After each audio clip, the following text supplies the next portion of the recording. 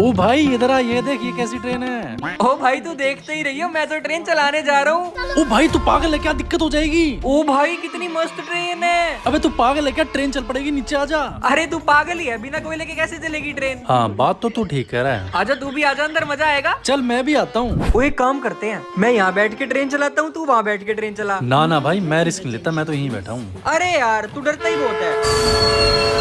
अबे ट्रेन तो चल पड़ी। अबे मैं तेरे को बोल रहा था ना पंगे मत ले, अब फटाफट रोक यार इसको। अब ये ट्रेन तो तभी रुकेगी जब ये लोग नीचे सब्सक्राइब वाला बटन दबाएंगे।